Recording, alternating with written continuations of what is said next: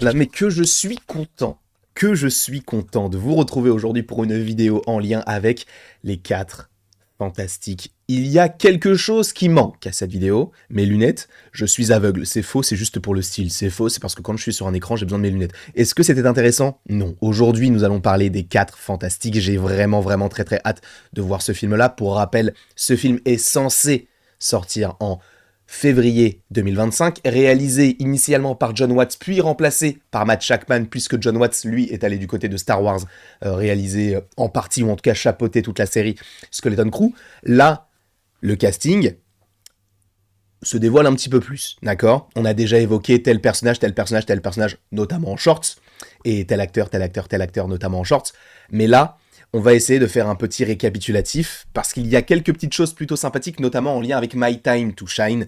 Alors, de plus en plus, je tends à penser que c'est vraiment une source plutôt fiable. Alors après, il faut faire attention. En réalité, je ne ferai pas entièrement confiance à ce genre de scooper, mais j'ai l'impression que il semble, ou elle semble, être sûre de cela. Après, on verra, bien sûr. Je pense que d'ici cette année, on aura le casting, puisque si le film est censé sortir en 2025, on peut supposer qu'il y ait un tournage fin 2023, début 2024. Donc, une annonce de casting cette année. Je pense, si jamais Marvel est à la Comic-Con ou fait une nouvelle D23, même si la D23, je ne suis pas sûr, mais s'il y a une nouvelle apparition de Marvel lors d'une grosse conférence et qu'ils en profitent, je pense que ça se fera cette année, d'accord? Mais là, donc, parlons un petit peu de ce film-là. Alors, je pense qu'afin de regarder cette vidéo dans les meilleures conditions, il ne faut pas avoir peur de futurs spoilers, puisque je vais notamment t'évoquer l'antagoniste de ce film-là. Donc si tu ne veux rien savoir, quitte la vidéo dès maintenant. Parce que je vais te dire, tel personnage devrait jouer tel personnage, et si ce sont des antagonistes, eh bien je suis vraiment confus pour toi. Parlons tout simplement déjà de ce que l'on sait déjà, en tout cas celui qui semble vraiment être le premier au niveau du casting, c'est Adam Driver. Pour rappel, c'est Kylo Ren. Il jouait récemment dans un film qui se passait 65 millions d'années avant ou après la Terre, enfin après notre civilisation, je ne sais plus exactement. Mais Adam Driver serait au casting, apparemment, du film des 4 Fantastiques afin de jouer Mister Fantastique. Voilà, il est là, il est beau, il est frais, il est pimpant. Personnellement, je trouve que c'est un bon choix. Certains disent que ils auraient préféré le retour de John Krasinski, ce qui était mon cas, parce que John Krasinski, je l'aime d'amour, mais lui, particulièrement, je trouve qu'il a un certain charisme, il a un certain charme. Je pense qu'il pourra jouer ce personnage un petit peu imbu de lui-même, qui ne se prend pas pour n'importe qui. Je pense que lui, il va être un personnage, en tout cas je l'espère, incroyable, parce que l'acteur est très bon. Alors après, encore une fois, l'acting dépend aussi de la réalisation, c'est-à-dire que le réalisateur va te donner des intentions de jeu, et c'est à toi de te familiariser avec ce qu'il te propose. Donc à voir ce que pourrait proposer eh bien, le petit réalisateur, donc Matt Shakman, par rapport à ce personnage-là. Donc, normalement, puisque ça a été confirmé d'ailleurs par My Time to Shine, mais également par Daniel RPK, ce serait bel et bien Adam Driver, qui d'ailleurs était en pourparlers finaux apparemment, pour jouer le personnage donc de Mister Fantastique. Personnellement, je trouve que c'est une très bonne idée, mais à voir sur la longueur, à voir quand il y aura, encore une fois, une réelle annonce officielle. Ensuite, on va faire, par ordre de la famille, d'importance, entre guillemets, Margot Robbie a reçu une offre sur la table de afin de jouer du coup la femme invisible. Alors là, je ne sais pas, je me suis dit ça peut ressembler un peu au personnage de la femme invisible. Alors c'est Margot Robbie, mais la technique, etc. Je suis pas sûr, mais je pense que c'est plus c'est évidemment un concept art. Hein, mais qu'en pensons-nous? Personnellement, je ne vois pas de meilleure actrice afin de jouer la femme invisible. Après, il faut aussi remettre les choses dans leur contexte. Est-ce que ce ne serait pas dommage pour Margot Robbie de jouer dans un film Marvel, sachant qu'elle jouait déjà Harley Quinn et qu'elle va supposément, je pense, continuer à la jouer du côté de James Gunn, même si on verra tout cela en temps voulu, mais qu'en est-il de Margot Robbie dans le rôle de la femme invisible? Personnellement, je me pose quand même pas mal de questions.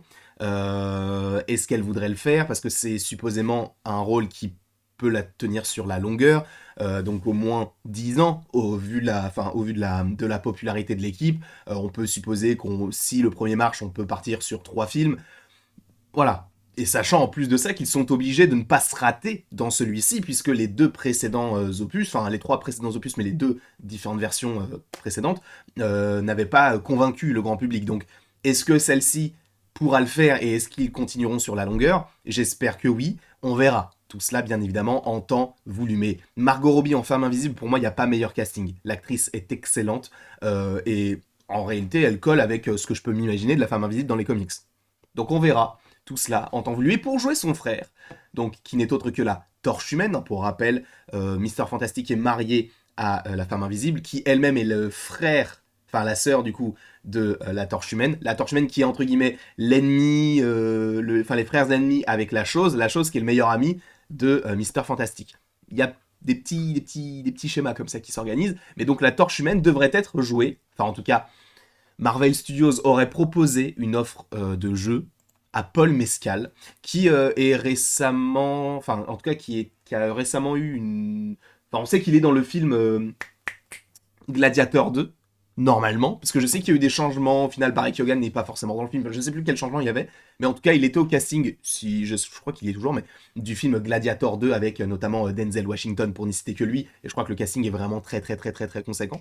Donc personnellement, Paul Mescal, je ne sais pas ce qu'il vaut, mais apparemment c'est un très bon acteur. Encore une fois, j'ai vu des gens sur Twitter s'indigner du fait qu'il ne faut pas qu'il aille là-bas, puisque c'est un bon acteur qui fait des films un petit peu, tu sais, un petit peu intimistes, etc. Et il a une palette de jeux incroyable. Et le fait de le voir en Torche Humaine, c'est pas forcément ce qu'on attendait de lui, selon certaines personnes sur Twitter. Moi, en réalité, je le connais pas, donc je ne sais pas ce qu'il pourrait donner, mais pour ceux qui le connaissent un minimum, n'hésitez pas à mettre en commentaire ce que vous pensez de lui. Est-ce que justement ça pourrait le brider de rester du côté du MCU? Moi je ne pense pas. Je ne pense pas, mais après, encore une fois, c'est en fonction de vos goûts. Donc, Paul Mescal devrait jouer la Torche Humaine. Moi, je trouve ça très stylé, mais après, bien évidemment, on verra tout cela en temps voulu. Et on avait déjà évoqué celui-ci, par contre, en short, c'est David Diggs, donc qui est un acteur américain. Attendez, si, l'américain. Attendez, tu sais quoi? Au lieu de dire n'importe quoi, on va tout simplement taper David Diggs pour ne pas se tromper. Mais je crois qu'il est américain. Il est totalement américain puisqu'il est né à Oakland, en Californie. Eh bien, lui, cet acteur, eh bien, aurait été choisi, ou en tout cas, il aurait eu une offre aussi pour interpréter le personnage de la chose. Moi, ça me va.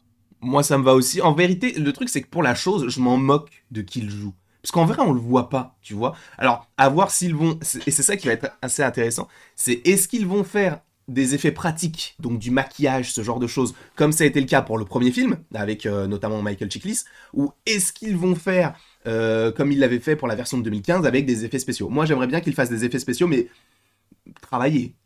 Il faut qu'il soit travaillé, parce que là, c'est pas juste de temps en temps le voir. Non, c'est un personnage principal, d'accord? Ils l'ont déjà fait, ils l'ont déjà très bien fait avec Thanos, par exemple.